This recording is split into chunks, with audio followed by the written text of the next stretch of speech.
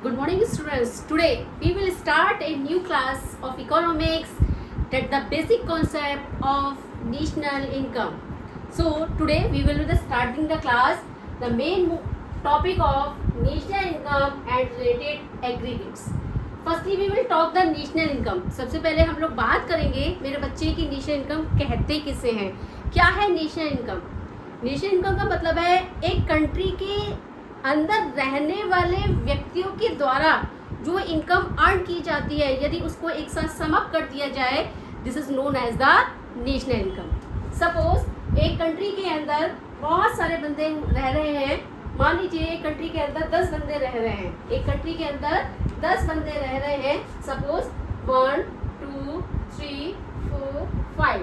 अगर इनके द्वारा जो भी इनकम अर्न की जा रही है, इनके द्वारा जो भी इनकम अर्न की जा रही है, यदि इसको सम अप कर दिया जाए तो ये हमारी क्या बन जाएगी मेरे बच्चे, नेशनल इनकम बन जाएगी. कितना हुआ अगर हम सम अप करते हैं तो ये हमारा हो गया 13,000. ये क्या हो गई हमारी नेशनल इनकम. कहने का मतलब है national income is the sum of the income which is earned by the people of a country. This is known as the national income. ठीक है. फॉर एग्जाम्पल एक और एग्जाम्पल लेके समझते हैं. सपोज करिए हमारी फैमिली में 5 मेंबर्स हैं और 5 के 5 मेंबर्स हमारे अर्न करते हैं. कोई जॉब करता है, कोई बिजनेस करता है, कोई टीचिंग के प्रोफेशंस में है, कोई डॉक्टर है, कोई इंजीनियर है. तो हर बंदा कुछ ना कुछ इनकम को अर्न करता होगा. यदि उन सभी की इनकम को एक साथ अर्न कर सम अप कर दिया जाए तो वो हमारी फैमिली की इनकम बनेगी या नहीं. यस या नो. यस ना. तो this is known as the, ये हमारी फैमिली इनकम हुई. इसी तरह से कंट्री के अंदर हर व्यक्ति किसी न किसी अपनी लाइफ को अर्निंग करता है. अपनी लाइफ को चलाने के लिए जो भी अर्निंग करता है मेरा बच्चा, यदि सभी लोगों की इनकम को एक साथ सम अप कर दिया जाए तो ये मेरी क्या बनेगी, national income. I think it's clear. If anybody have to doubt so please comments me. Now अब हम डिस्कस करते हैं कि इनकम किसके द्वारा जनरेट की जाती है. Who generate the income. Incomes को कौन जनरेट करते हैं. तो we will discuss who generate the income. Who generate the income. ये कॉन्सेप्ट हम इकोनॉमिक्स के पॉइंट ऑफ व्यू से डिस्कशन कर रहे हैं मेरे बच्चे. हम इकोनॉमिक्स को पढ़ रहे हैं तो हम उसी के पॉइंट ऑफ व्यू से डिस्कशन करेंगे कि इनकम को कौन कौन जनरेट करता है. हम देखिए तो इनकम को 3 बंदे जनरेट करते हैं. फॉर एग्जाम्पल के लिए प्रोड्यूसर. प्रोड्यूसर को हम बिजनेसमैन भी कह सकते हैं मेरा बच्चा. सेकेंड वन हमारा इससे जनरेट होता है एम्प्लॉइज. हर बंदा कहीं ना कहीं अगर जॉब कर रहा है, किसी के अंडर में काम कर रहा है तो वो एम्प्लॉय है, तो वो हमारी इनकम को क्या कर रहा है, जनरेट कर रहा है. सपोज जैसे आई एम ए टीचर तो I have generating the income. मैं एक टीचर हूँ और अपने टीचिंग प्रोफेशन से अपनी इनकम को क्या कर रही हूँ, जनरेट कर रही हूँ. It's clear. Third one is the self employees. Self employees ठीक है. प्रोड्यूसर वो जो किसी चीज़ का मैन्युफैक्चरिंग करते हैं, जिनकी बड़ी बड़ी इंडस्ट्रीज हैं, फर्म्स हैं, ये सारे क्या कहलाते हैं, प्रोड्यूसर कहलाते हैं. एम्प्लॉइज जो दूसरों के अंडर में काम कर रहे होते हैं. जैसे अगर मैं किसी स्कूल के अंदर जब जॉब कर रही हूँ तो मैं उसके वहाँ पर क्या हूँ, एम्प्लॉय हूँ. सेल्फ एम्प्लॉय जो अपना बिजनेस स्टार्टअप करते हैं, जिनकी अपनी खुद की शॉप्स होती हैं, अपनी दुकानें होती हैं, वो क्या कहलाएंगे, हमारे सेल्फ एम्प्लॉय. ये क्या करते हैं, ये सारे के सारे तीनों बंदे क्या कहलाते हैं, इनकम जनरेट. यानी कि सब लोग क्या हैं, इनकम को क्या करते हैं मेरे बच्चे, जनरेट करते हैं. It's clear all of you. I think it's clear. Now how we measure of the national income. हम नेशनल इनकम को कैसे मेजर कर सकते हैं. हम नेशनल इनकम को 3 मेथड से मेजर कर सकते हैं. वो तीनों मेथड क्या है, हम तीनों मेथड को 1 बाय 1 डिस्कशन करेंगे. लेकिन today we will discuss only the 1 method, value added method. National income को शॉर्ट में हम लोग क्या कहते हैं, नेशनल इनकम को शॉर्ट के अंदर हम NNP@FC कहते हैं. यानी कि अगर आपसे पूछा जाए कि इसकी शॉर्ट फॉर्म बताइए नेशनल इनकम की, तो नेशनल इनकम को शॉर्ट में NNP@FC. ये NNP@FC क्या है, FC यानी कि फिक्स कॉस्ट. नेशनल इनकम इसका मतलब हो गया हमारा net nation product, national product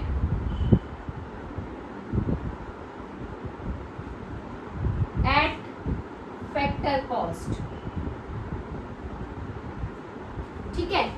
eight a factor cost. ये हमारा एनएलपी यानी कि नेशनल इनकम को हम लोग शॉर्ट में कहेंगे net national product at factor cost. इसको मेजर करने के मेरे बच्चे 3 तरीके हैं, इन तीनों तरीकों को हम लोग डिस्कस करेंगे। तो measurement of national income, measurement of national income, national income को मेजर्स करने के 3 मेथड है। सबसे पहला मेथड है हमारा value added method, value added method. Second one है हमारा एक्सपेंडिचर मेथड,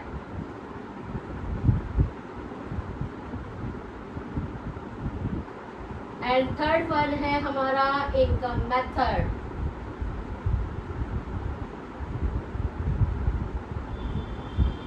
ये बोर्ड के लिए बहुत इंपॉर्टेंट है। बोर्ड में एक 6 नंबर का या 4 मार्क्स का क्वेश्चन इसमें से आना ही आना होता है।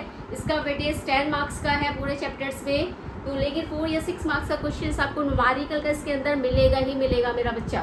तो we have to discussing today value added method. Value added method को हम लोग शॉर्ट में कहते हैं GDP at MP.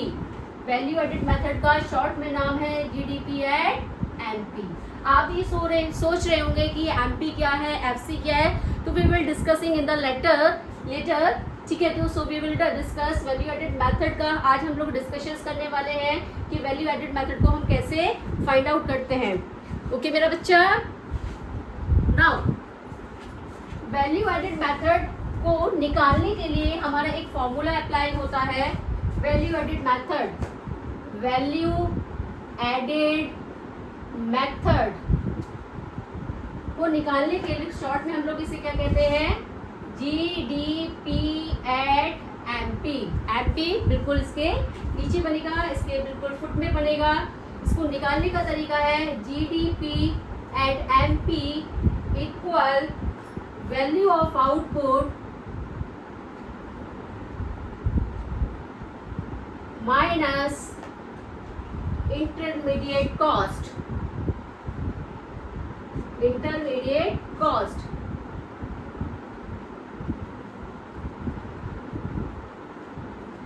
It's clear. Value क्या है, वैल्यू किससे बना है, वैल्यू को निकालने के लिए, वैल्यू ऑफ आउटपुट को निकालने के लिए हम करते हैं सेल्स प्लस ये डेल्टा का साइन है जो शो करता है स्टॉक को, यानी कि sales plus change in stock, यानी कि इसका मतलब है प्लस डेटा स्टॉक का मतलब होता है means change in stock.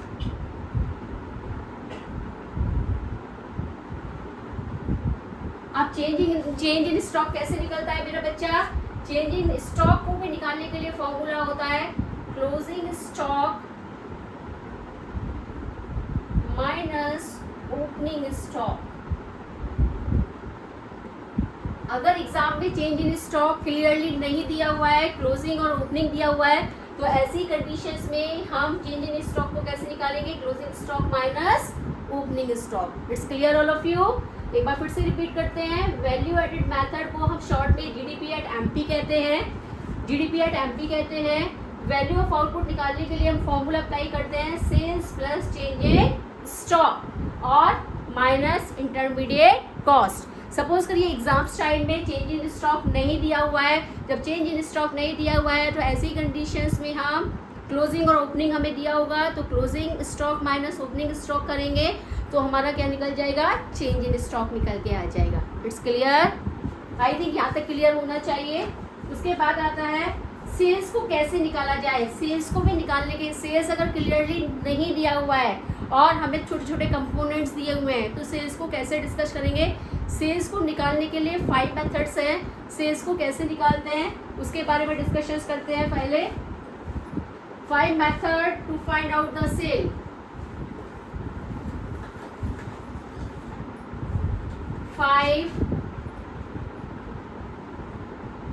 Method to find out the sales. Sales को निकालने के लिए हमारे बच्चे 5 मेथड्स होते हैं। सपोज फॉर एग्जाम्पल के लिए सेल्स दिया हुआ है 1000, सॉरी एग्जाम्पल के लिए नंबर ऑफ यूनिट्स सोल्ड दिया हुआ है 1000, पर यूनिट प्राइस दिया हुआ है 10। तो ऐसी कंडीशंस में अगर मुझे सेल्स निकालनी है तो सेल्स निकालने के फॉर्मूला बन जाएगा number of units sold into price per unit, per unit price मतलब 1000 इंटू 10 इक्वल 10,000। ये क्या आ गई मेरा बच्चा, ये आ गई मेरी सेल्स। सेकेंड वन, सपोज करिए ये पहला मेथड सेल्स को निकालने का। सेकेंड मेथड डायरेक्टली क्वेश्चंस में क्या दी होगी, सेल्स दी होगी। मान लीजिए सेल्स 10,000 दी है तो वो सेल्स है ही है, ठीक है, उसके साथ हमें कोई भी छेड़खानी नहीं करनी है, हमें उसके साथ किसी भी तरह का कोई ट्रीटमेंट नहीं करना है। कभी आप बेवजह का ट्रीटमेंट करने लग जाओ, उसको छेड़ाखानी करने लग जाओ और पता चला कि केस सुधरने की जगह बेकार हो गया, खराब हो गया, तो जब हमें सेल्स दिया हुआ है तो they have no operations, there is no treatment, उसके साथ हमें किसी भी तरह का कोई ट्रीटमेंट नहीं करना है। It's clear. थर्ड मेथड में सेल्स टू, सपोज करिए थर्ड मेथड में दिया हुआ है sales of the primary sector. Third method में दिया है sales to primary sector,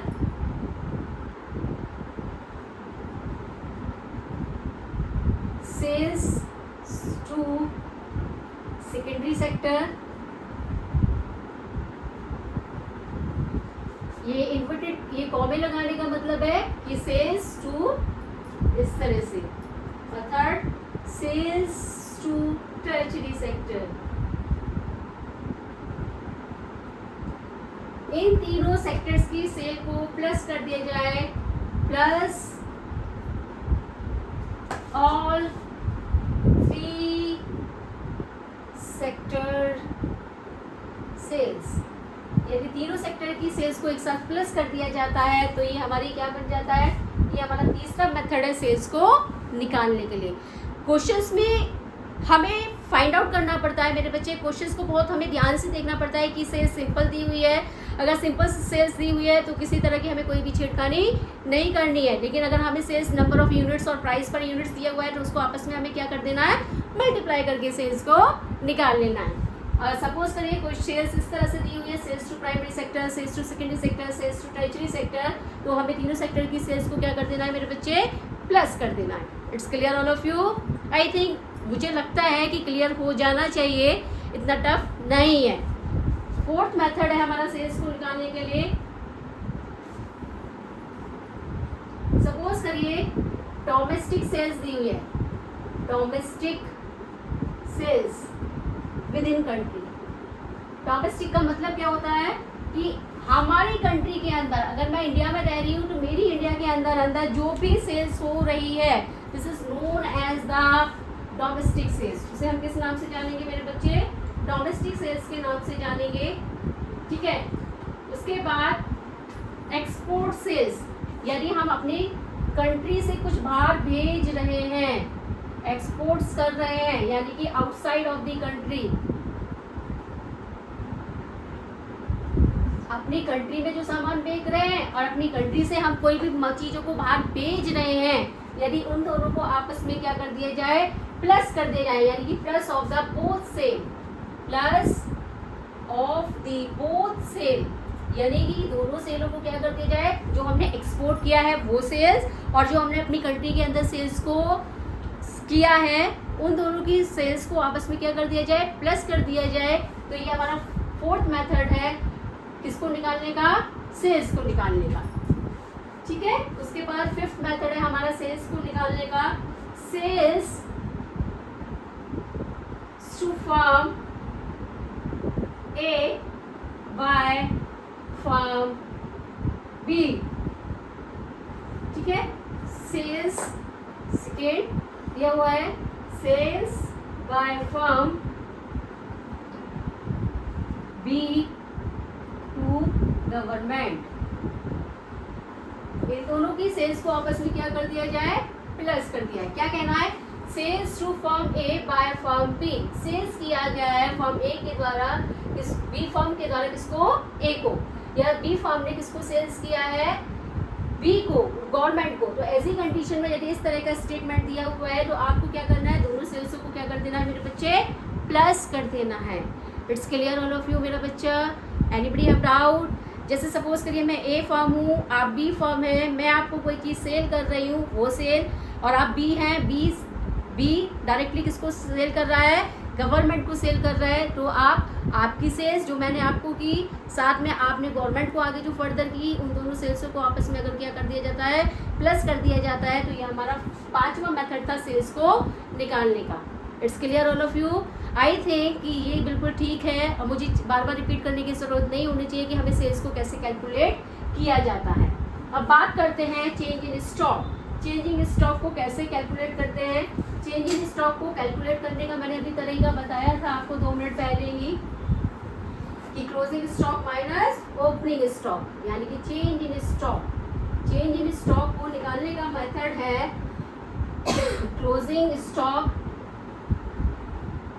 minus opening stock, closing stock minus opening stock, ठीक है। Anybody have doubt? उसके बाद हम लोग डिस्कशंस करते हैं इंटरमीडिएट कॉस्ट। इंटरमीडिएट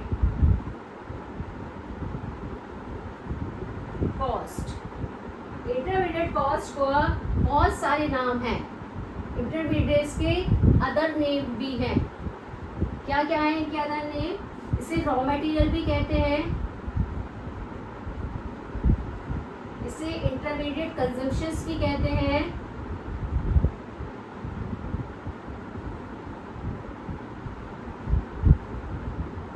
इसे सिंगल यूज प्रोड्यूसर गुड्स भी कहते हैं, सिंगल यूज प्रोड्यूसर गुड्स, ये इसके नाम भी। It's clear? ठीक है। अब कुछ बेसिक कॉन्सेप्ट मुझे आप लोगों को बताने हैं कि हम कैसे कैसे चीज़ों को क्लियर करते हैं, हमें कैसे कैसे कंपैरिजंस करना पड़ता है।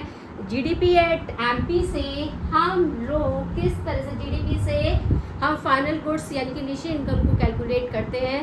So students, I think everything is clear today, ठीक है, कि हमें किस तरह से फॉर्मूले को अप्लाई करना है, हमारा कैसे फॉर्मूला है, हमें कहाँ से किस तरह से करना है। आज छोटे छोटे बेसिक कॉन्सेप्ट मुझे आपको समझाने पड़ेंगे, जो मैं आपको समझाऊंगी, और आप बहुत इजीली इसको बहुत अच्छे तरीके से अपने न्यूमेरिकल्स को बड़े अच्छे तरीके से, बड़े स्मूथ वे से आप कर सकते हैं। जैसे देखिए, हमें कुछ बेसिक कॉन्सेप्ट समझने हैं, छोटी छोटी चीज़ें समझनी है। Firstly we took GDP to final out the national income.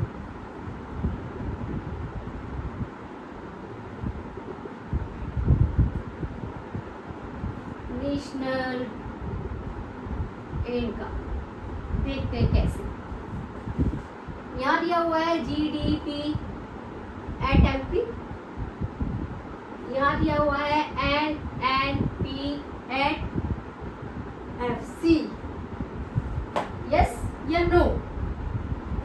अगर हम हमें कंपैरिजंस करना पड़ता है, हम G का मतलब ग्रॉस, D का मतलब डोमेस्टिक, P का मतलब product, gross domestic product, N का मतलब net national product eight FC, ठीक है। जब हम P से P खत्म, यस या नो? पहले हम कंपैरिजंस करते हैं, अगर मुझे ग्रॉस से नेशनल की तरफ जाना है, ग्रॉस से नेशनल की तरफ जाना है, जी से एन की तरफ जाना है, तो मेरा जब मैं ग्रॉस से नेशनल की तरफ जाऊंगी तो मेरा डेप मतलब डेप्रिशिएशन माइनस होगा। और मैं नेट से यदि ग्रॉस की तरफ जाती हूँ तो मेरा डेप्रिशिएशन क्या हो जाएगा मेरा बच्चा, प्लस हो जाएगा। मेरा डेप्रिशिएशन क्या हो जाएगा, प्लस हो जाएगा। डेप्रिशिएशन क्योंकि ऐसा क्यों हुआ, क्योंकि ग्रॉस में ऑलरेडी, ग्रॉस के अंदर ऑलरेडी डेप्रिशिएशन ऐड होता है। इसीलिए जब हम ग्रॉस से नेट की तरफ जाते हैं, ग्रॉस से नेट की तरफ जाते हैं, ग्रॉस से नेट की तरफ जाते हैं तो डेप्रिशिएशन माइनस होगा, और नेट से जब ग्रॉस की तरफ आएंगे तो डेप्रिशिएशन क्या हो जाएगा, प्लस हो जाएगा। डेप्रिशिएशन का दूसरा नेम पता है, डेप्रिशिएशन का अदर नेम है हमारा consumption of fixed capital, consumption of fixed capital. It's clear. अब डोमेस्टिक से नेशनल की तरफ जाएंगे। यदि डोमेस्टिक से नेशनल की तरफ जाते हैं, मालूम मैंने यहाँ लिखा जीडीपी एट एमपी और यहाँ लिखा मैंने एनएनपी एट एफसी, तो एक बार तो हमने ग्रॉस से नेशनल का कंपैरिजन कर लिया। अब डोमेस्टिक से नेशनल की तरफ जाएंगे, डोमेस्टिक से नेशनल की तरफ जाते हैं तो नेफा प्लस, डोमेस्टिक से नेशनल की तरफ जाएं, यहाँ देखते हैं फिर से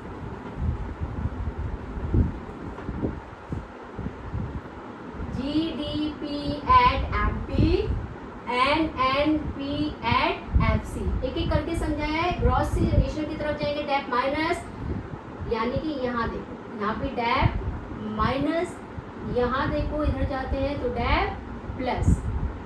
ठीक है, डेप मतलब डेप्रिशिएशन।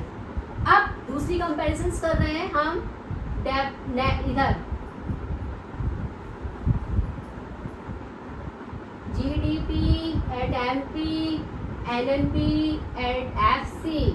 अब डोमेस्टिक से नेशनल, दूसरी कंपैरिजन देखो, डोमेस्टिक से नेशनल की तरफ जाएंगे तो नेफा प्लस, नेफा यानी कि net factor income from abroad, net factor income from abroad. और नेशनल से डोमेस्टिक की तरफ आएंगे तो NFIA minus, net factor income to abroad. यानी कि अगर हम नेशनल से डोमेस्टिक की तरफ जाते हैं, नेशनल से डोमेस्टिक की तरफ जाएंगे नेफा माइनस, और डोमेस्टिक से नेशनल की तरफ जाएंगे तो नेफा प्लस। ठीक है, नेफा का मतलब है net factor income from abroad. It's clear. तो हमारी दो कंपैरिजन क्लियर हो गई, ग्रॉस हो गई डी का, एन से हो गया, लेकिन पी सेम है तो ये दोनों आपस में क्या हो गए, खत्म, इसकी कोई कंपैरिजन नहीं होगी। अभी हमारी चौथी कंपैरिजन बची मार्केट प्राइस और फिक्स्ड प्राइस, एमपी और एफसी। तो एमपी और अगर हम एफसी की कंपैरिजन करते हैं, यदि हम एमपी से एफसी की तरफ जाएंगे तो हमारा एनआईटी माइनस, और एफसी से एमपी की तरफ आएंगे तो NIT plus, net indirect tax. ठीक है, एनआईटी की फुल फॉर्म क्या होती है, नेट इनडायरेक्ट टैक्स। अब एनआईटी में क्या क्या इंक्लूड करते हैं, एनआईटी को कैसे कैलकुलेट करते हैं, एनआईटी भी कैलकुलेट करनी पड़ती है। एनआईटी का फॉर्मूला है कैलकुलेट करने का, अगर मुझे इसे कैलकुलेट करना है तो इसका फॉर्मूला है IT minus subsidy, IT minus subsidy. IT का मतलब इनडायरेक्ट टैक्स, सब्सिडी यानी कि जो गवर्नमेंट्स के द्वारा एड्स ग्रांट्स दी जाती है उसे हम क्या कहते हैं मेरे बच्चे, सब्सिडी कहते हैं। जैसे कि आज के टाइम में गवर्नमेंट जब सिलेंडर्स प्रोवाइड करती है गैस के, एलपीजी गैस, तो कुछ सब्सिडी प्रोवाइड करती है, नहीं करती है कंज्यूमर्स को, तो वो सब्सिडी है। और आईटी माइनस इनडायरेक्ट टैक्स। अब जैसे कि आईटी के अंदर बहुत, या तो ये डायरेक्टली क्वेश्चंस ऑलरेडी दिया होगा, अगर नहीं दिया हुआ है तो आईटी के अंदर बहुत सारे टैक्स आते हैं, जैसे sale tax, GST, excise duty, import duty और एक्सपोर्ट ड्यूटी। आई थिंक चीज़ें क्लियर हुई होंगी, चीज़ें समझ में आई होंगी कि कैसे हमें इन चीज़ों को कैलकुलेट करना है। तो ये वैल्यू एडेड मेथड्स को निकालने का तरीका था कि कैसे हमें कंपैरिजंस करनी है, हमें कैसे को फॉर्मूले को अप्लाई करना है। तो I hope all of you have to be understand of this topic. Today we have finished our classes and you have to understand value of output method. Now again the next day we have to come and discussing the topic of the expenditure method. Thank you and have a nice day.